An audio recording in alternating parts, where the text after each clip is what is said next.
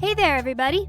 Do you love to travel and learn about new places? Great, then you are in the right place. Join Jasmine the cat and Gracie the tortoise as they have fun traveling the beautiful United States and learning lots of cool new facts.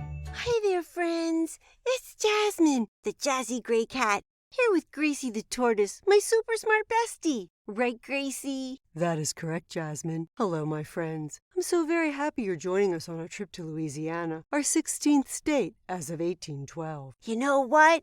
It's one of our most southern states. You'll find it all the way down by the Gulf of Mexico, which is on the south and east sides of Louisiana. The state of Mississippi is also on the east, Texas is on the west, and Arkansas is to the north. It's our third warmest state and gets more precipitation in a year than any other state. Precipitation's rain and snow, but I bet they don't get a lot of snow here if it's that warm. Baton Rouge is the capital, and I just love Louisiana's nickname, the Pelican State. Did you know that pelicans are water birds and one of the biggest birds in the world? They have large pouches of skin at the bottom of their beaks, and they use it to scoop up fish. Super cool. I guess that's just like having your own spoon to scoop up your soup.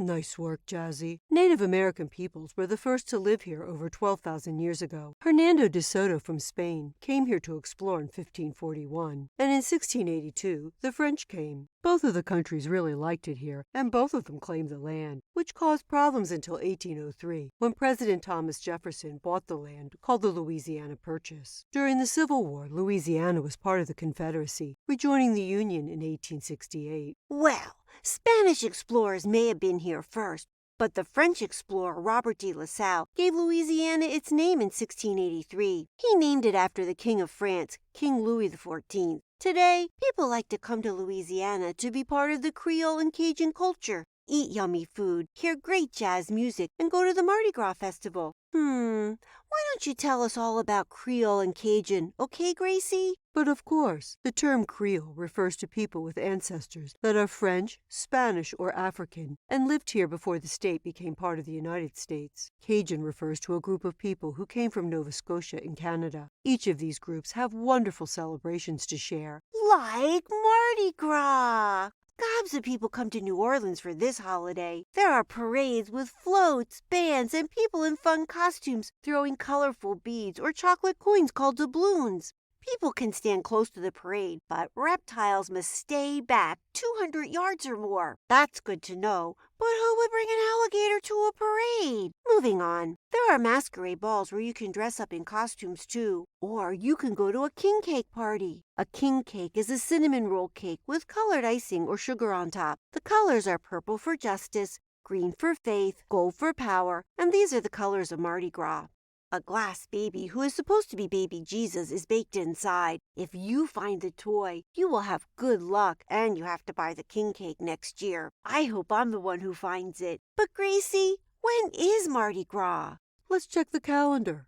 Mardi Gras is held on Ash Wednesday, the day before the start of Lent for Christians. Lent is the time before Easter. Long ago, this was a time of fasting or giving up regular meals. So the day before Lent, Ash Wednesday, was a time of celebration before the more thoughtful time of Lent began.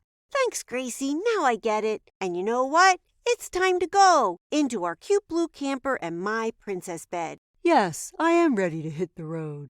Hit the road? Gracie, why would I want to hit the road? That would hurt. The road is hard. Jasmine, the saying hit the road doesn't mean to actually hit the road. It means to get going. All right then, I'm ready. So let's hit the road. Do you know any famous people born here? I do. So far, we haven't had any presidents born here, but we have had some jazz musicians. New Orleans is known as the birthplace of jazz. What exactly is jazz music? Jazz music was first played in the late 1800s and then became very popular across the country by the 1920s. Jazz is a mixture of several different kinds of music, like gospel, African, brass bands, blues, and Spanish. The creators of this fantastic blend were African-American musicians. One exciting part about jazz is improvisation. What's improvisation, Gracie? It means that every time the song is played, it's a little bit different. By doing this, musicians make the song their own, and it can also tell how they're feeling. Ooh, that sounds like cool music. So can you tell me a jazz musician who was born here? Yes, I can. One of the most famous was Louis Armstrong, born in 1901, right here in New Orleans. He was a singer and a trumpet player and is one of the greatest jazz musicians in the world. He was a hep cat. A cat? I thought he was a person. He was, but cat is a jazz word for musician, and hep means cool. Well then, I am one hep cat, and I don't even play jazz. Not yet, anyway. I agree, you are one hep cat. And here we are at the Gulf of Mexico in New Orleans. It's the lowest point in Louisiana, at 8 feet below sea level. Oh dear, I bet that's a problem when you get a lot of rain. Yes, it is. New Orleans has had some terrible floods, especially during hurricanes. Hurricane Katrina in 2005 was one of the worst ones in history. So many homes and lives were lost. But the people didn't give up. They worked together, and with help from the rest of the country, they were able to rebuild. Oh, that must have been really scary to be in a hurricane. I am so glad the people could rebuild their homes and that we can visit this beautiful city. Also, I'm really glad that we have nice weather today with no rain. Yes, it is a beautiful day. There is so much to do here, but today we will only visit the French Quarter. We'll save the rest of the city for when we can come back and have more time to explore. Okay, that sounds good. But what's the French Quarter? A kind of French money? No, Jasmine, it's not money, but a place. It's an area of the city built in 1718 by the French. Oh, look at all the pretty houses. I agree. And although the French lived here first, there were fires in 1788 and 94, and many of the houses were burned down. They were rebuilt in a Spanish style, since many Spanish people were living here then. I just love all the pretty colors. They're so cheerful. And the metal porches look just like lace. It's just like we're in the Caribbean islands. While we're here, why don't we try some of that food that Louisiana is famous for? Sounds great. Should we get jambalaya? That's a spicy Creole dish with meat like sausage or seafood, vegetables and rice all cooked together. Or we could get gumbo. Gumbo is sort of like jambalaya, except that gumbo has the vegetable okra in it and the rice is cooked separately. Maybe we should try both. Then for dessert, we can get beignets. They are like donuts, but are square and have powdered sugar on them. Delish! I enjoyed trying both dishes, especially the vegetables. Yes, the vegetables were good, but the beignets were the best. Now, onward! Jasmine, I've got a fact for you. Did you know that Louisiana has the largest number of alligators in the country? No, I did not. You know they're not my favorite. They like to eat beautiful kitten cats. Well, even though there are over 2 million wild alligators and over 300,000 that live on alligator farms, I don't think you need to worry about being an alligator snack. If you say so. Wait a minute. We aren't going to see any, are we? Actually, we might. Our next stop is the Atchafalaya Swamp and Basin, west of New Orleans. It's the largest wetland and swamp in our great country. The swamp is made up of forests, marshlands, and water. We can tour it on an airboat. An airboat? Is that a boat that flies? Not quite. An airboat has a flat bottom and large fans instead of motors. These propeller fans push the air behind the boat, and that makes the boat go forward. This type of boat works well in shallow or low water like in a swamp. Well, you know what? That really sounds like fun. Let's try it. Ooh, I really like this cool boat. And look at those beautiful cypress trees with the moss hanging on them. They look so elegant. I see an egret bird hiding up in the moss. Do you see it? Oh, yes, I do. I'm sure it's hiding from all of those alligators. That's one smart bird. Oh, no. Our boat is stopped and our guide is getting very close to an alligator. I am going to stay in my seat. He better be careful. Listen, Jazzy, our guide is telling us about the community of Bayou Cheney, or Oak Bayou. Bayous are slow-moving creeks or a swampy part of a lake. The people who lived here in Bayou Cheney fished, hunted, or logged the cypress trees that grew here. Gracie, I don't see any houses, or any boats, or any people. Where did they live? Actually, no one has lived here for quite a while. The land kept flooding, so everyone moved away. Anything that was left behind is now buried under 12 feet of soil. That's kind of sad that they had to move, but I hope they like their new homes. This was a super interesting tour, even with the alligators. They sure have lots of reptiles here in Louisiana. The town of Rain is called the frog capital of the world. Every year in May, they have a frog festival. There are frog races and jumping contests, a parade, and even frog kissing. I wonder how you maybe get frogs to kiss. Or maybe people kiss the frogs hoping to get a prince. I would sure like to try that. We have to come back here in May. That does sound like fun, but our next stop here in the Atchafalaya Swamp is Avery Island. But it was the Native Americans who lived here first that found the salt dome. They would boil away the salty spring water, and then they would get salt. Louisiana does produce the most salt in the United States.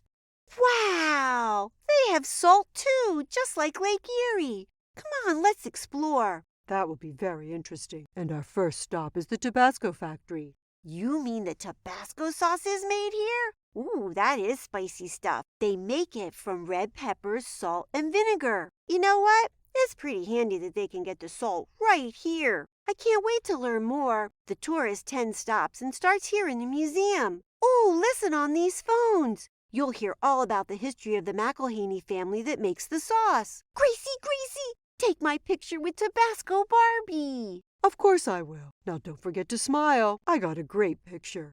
Now come on over here. Stop number 6. It was built to look like a real salt mine. But watch your step. It gets a little dark in here. Oh, that wasn't scary at all. Now here at number 9 is the country store. I'm going to try the Tabasco raspberry chipotle ice cream. It's good. Not too spicy. Can we go to the jungle gardens and see the salt dome? Of course. It was created by Ned McElhaney, whose father started making Tabasco sauce. It began as a bird sanctuary known as Bird City to protect the endangered snowy egrets. From there, he created the beautiful jungle gardens. Come on, let's go to Bird City. Oh, Gracie, the white birds are so beautiful. Yes, they are. Their feathers are so graceful. At one time, the feathers were used to decorate ladies' hats. You know what, Gracie? There are live alligators here, but let's visit Montserrat. He's not alive, so I'm not afraid of him. He is the largest alligator that ever lived here, over 18 feet long. The name Montserrat means jagged mountain, because that's what he looked like coming out of the water. You know what? This place was great. But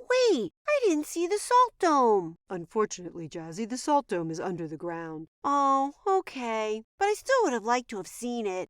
Yes, that would have been most educational. But overall, this was such a beautiful island, just like all of Louisiana. Now let's get back to the camper for some alligator jokes on our ride home. You can start. Great, because I have an excellent one. Gracie, what does the alligator do when he loses his tail? I'm not sure. Why don't you tell me? Sure thing. He goes to the retail store. Get it? Yes, I do. A retail store is where you go to buy things you need, so he went to the retail store. Very good.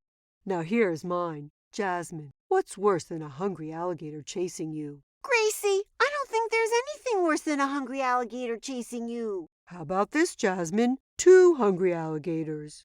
Oh, Gracie, that's not funny. You know I don't want any alligators chasing me. Okay, I guess it is. Now let's talk about favorite spots. Now my favorite spot was getting my picture taken with Tabasco Barbie on Avery Island. How about you? Avery Island was a lot of fun, but I enjoyed the beautiful houses in New Orleans. How about you, friends? What did you learn that you will share with someone you love? Now don't forget to come back next week and visit Indiana. Bye! Goodbye, friends. Thanks for coming. Hey everybody, thanks for joining Jasmine and Gracie on their adventure today. Come back next week for the next one. Hello, everybody. It's Gwen here. If you want to know more about the places we visited, just go to our website, jasmineandgracie.podbean.com, and go to the sources page, and you can find out all about the great places that we visited. See you next week. Bye-bye.